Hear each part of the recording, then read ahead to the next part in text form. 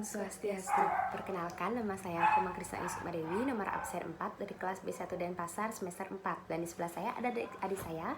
Halo teman-teman, nama saya Putu Masentarayanti. Saya kelas 3 SD. Saya bersekolah di SD Negeri 5 Menit. Nah, pada kesempatan kali ini saya akan membuat video bimbingan belajar tentang mata pelajaran IPS dengan materi bentang alam. Nah, jadi apakah Tara tahu apa itu bentang alam? Bentang alam? Nggak tahu, apa itu bentang alam? Nah, jadi bentang alam adalah hamparan alam dengan aneka ragam bentuk permukaan bumi. Nah, jadi bentang alam itu ada beberapa jenis seperti gunung, sawah, lembah, hutan, dan lain-lain. Bentang alam itu sendiri terdiri dari wilayah daratan dan perairan. Pada pembelajaran kali ini kita akan belajar mengenai dua wilayah dataran, yaitu dataran rendah dan dataran tinggi. Nah, yang pertama ada dataran rendah. Jadi, dataran rendah adalah suatu hamparan tanah lapang dengan ketinggian yang relatif rendah. Ini merupakan salah satu relief permukaan bumi yang terbentuk dari keberadaan tenaga endogen dan eksogen. Dataran rendah biasanya berdekatan dengan pantai dan hilir sungai. Karena posisinya yang dekat dengan pantai dan hilir sungai, banjir menjadi bencana alam yang kerap terjadi di dataran rendah. Penyebab munculnya dataran rendah adalah adanya sedimentasi sungai. Proses sedimentasi ini membuat tanah di dataran rendah menjadi tanah yang subur. Oleh karena itu, tak heran jika dataran rendah merupakan kawasan padat penduduk. Nah, dari penjelasan di atas, apakah Tara tahu apa contoh dari dataran rendah? Contoh dataran rendah itu ada sawah, sungai, apa ya? Itu aja sih yang Tara tahu. Ya. Nah, adapun beberapa dari ciri-ciri dataran rendah, yang pertama itu ketinggiannya rendah. Kemudian yang kedua, permukaannya relatif datar atau landai. Yang ketiga, dataran rendah seringkali memiliki sistem sungai yang cukup luas dan sungai-sungai yang besar. Yang keempat, ada tanah di dataran rendah cenderung terdiri dari endapan-endapan aluvial yang terbentuk oleh deposit sedimen yang dibawa oleh sungai. Nah, untuk Tara, apakah Tara tahu apalagi ciri-ciri dari dataran rendah? Yang pertama ada potensi ekosistem yang kaya.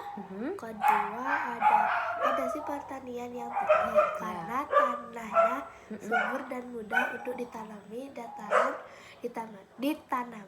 Dataran rendah sering digunakan untuk pertanian. Itu aja sih yang Tara tahu. Nah, selain itu juga ada ciri-cirinya, yaitu risiko banjir ya yang terlalu tinggi terutama saat musim hujan. Yang kemudian ada pengembangan kota dan pemukiman. Banyak kota besar dan pemukiman manusia terletak di dataran rendah karena kemudahan akses, aksesibilitas, dan potensi pertanian yang sangat tinggi. Kemudian ada pun pekerjaan warga yang berada di daerah dataran rendah, yaitu yang pertama ada petani kebun.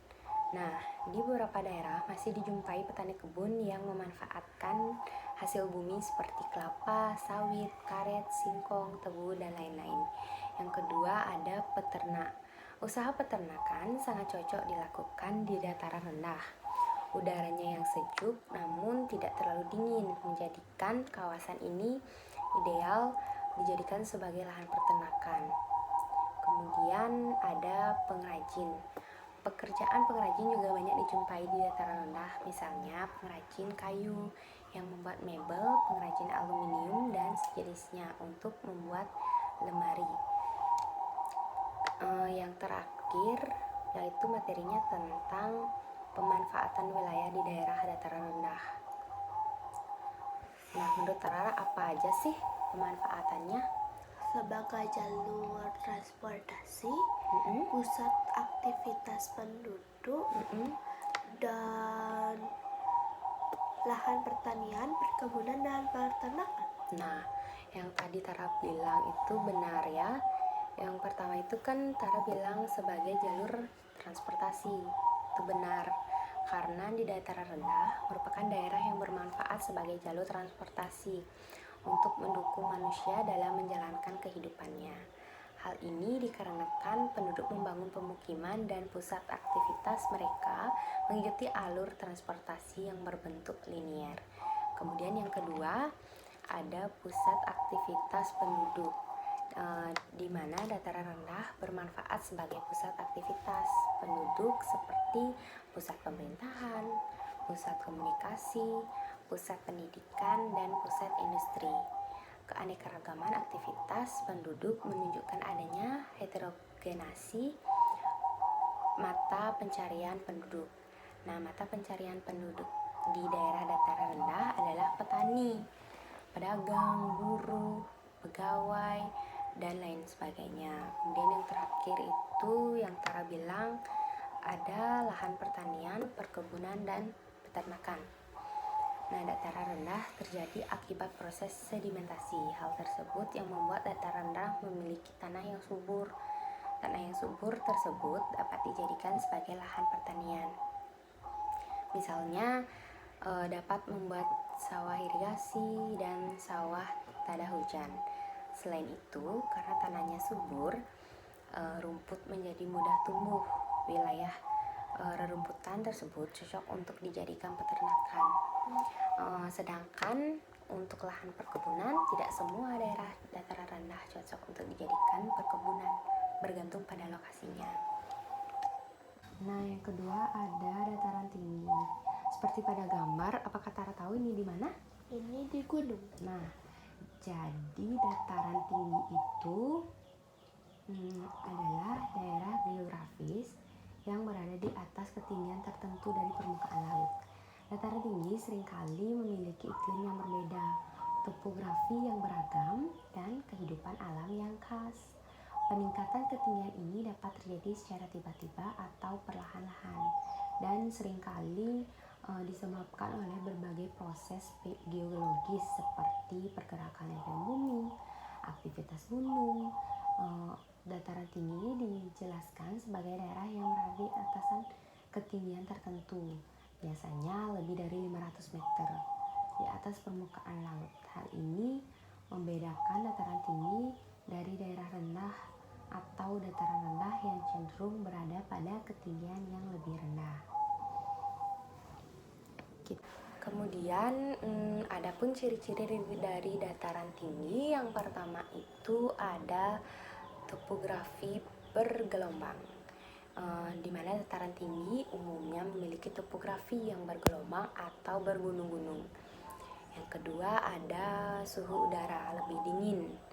Nah, jadi ketinggian dataran tinggi menyebabkan suhu udara cenderung lebih dingin daripada di dataran rendah. Kemudian yang ketiga yaitu ada vegetasi yang khas, di mana dataran tinggi seringkali ditumbuhi oleh tumbuhan-tumbuhan yang khas. Nah, apakah Tara tahu apalagi ciri-cirinya? Ciri-cirinya itu sumber daya air. Wilayah dataran tinggi sering menjadi sumber air bagi sungai-sungai yang mengalir ke dataran rendah. Nah, lagi satu, potensi pertanian. Meskipun memiliki medan yang sulit, beberapa dataran tinggi memiliki potensi pertanian yang baik untuk tanaman-tanaman tertentu seperti sayuran dan buah-buahan. Itu aja sih yang Tara tahu. Benar. Kemudian di dataran tinggi kan pasti juga ada warga yang kerja ya Tara ya. Seperti pada contohnya itu pekerjaannya yang pertama yaitu menanam teh. Kan sangat lumrah bukan ya? Iya. Nah, jadi salah satu tanaman khas di dataran tinggi itu adalah teh. Nah, teh itu merupakan salah satu tanaman yang cocok untuk ditanam di daerah pegunungan. Kemudian yang kedua ada penanaman sayuran di dataran tinggi. Komoditi dataran tinggi selanjutnya dari daerah pegunungan adalah sayuran, baik sawi, tomat, maupun sayuran lainnya. Kemudian yang nomor 3 itu ada beternak. Nah, masyarakat di daerah dataran tinggi juga bisa ya beternak. di mana memiliki mata pencarian sebagai peternak sapi, kambing, kuda, dan hewan peliharaan lainnya dengan daerah yang tidak terlalu panas. Membuat rerumputan tumbuh subur di dataran tinggi. Hal ini bisa dimaksimalkan untuk peternak bagi warga di sana. Nah, berternak sapi, kambing, kuda bisa menjadi solusinya. Hasilnya juga tentu memuaskan jika dikelola dengan profesional. Kemudian yang keempat itu ada pengepul. Nah, pengepul produk pertanian ataupun perkebunan. Orang-orang kaya di daerah pegunungan biasanya mereka yang punya bisnis sebagai tengkulak produk hasil pertanian dan perkebunan. Kemudian ada pun pemanfaatan wilayah di daerah dataran tinggi. Apa saja sih, Tara? Apakah Tara tahu? Lokasi wisata, aktivitas penduduk di daerah pegunungan, perhutanan. Ya, betul.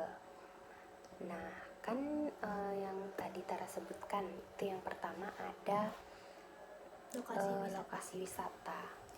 Nah, jadi pemanfaatan dataran tinggi selanjutnya bisa dirasakan oleh sektor pariwisata, di mana dataran tinggi sering dimanfaatkan sebagai lokasi wisata. Hal ini tentu didukung oleh iklim yang sejuk sehingga banyak wisatawan mengunjungi tempat-tempat ini sekedar berlibur dan menikmati keindahan alam dan udara.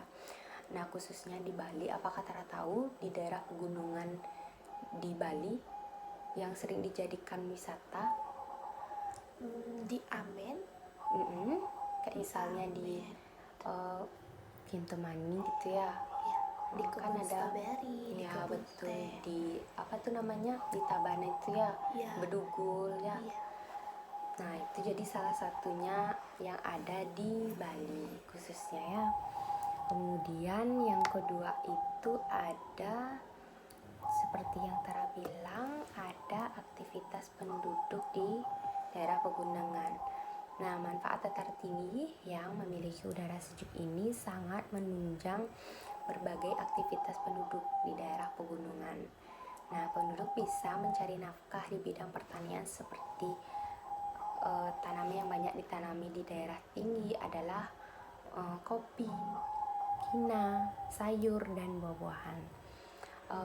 Daerah dengan dataran tinggi cukup subur karena curah hujan yang kerap terjadi membuat tanahnya mengandung banyak humus. Kemudian yang terakhir yang Tara bilang ada perhutanan. Nah, manfaat dataran tinggi memiliki kawasan hutan lindung yang masih asri dan alami, di mana tersebar flora dan fauna yang bertahan hidup di dalamnya. Dataran tinggi akan sangat cocok digunakan untuk lahan hutan yang bisa mencegah erosi serta dapat melindungi kesuburan tanah. Nah, seperti di Kintamani, kan khususnya di Kintamani, kan ada tuh hutan pinus. Nah, hutan pinus, cagar alamnya banyak juga, banyak monyet kan. Kalau misalnya di suhu yang dingin itu. Nah, jadi itu aja sih materi yang dapat kakak sampaikan ke Tara tentang bentang alam Indonesia. Apakah Tara ada pertanyaan? Tidak? Cukup? Nah, jadi sekian video dari saya dan adik saya.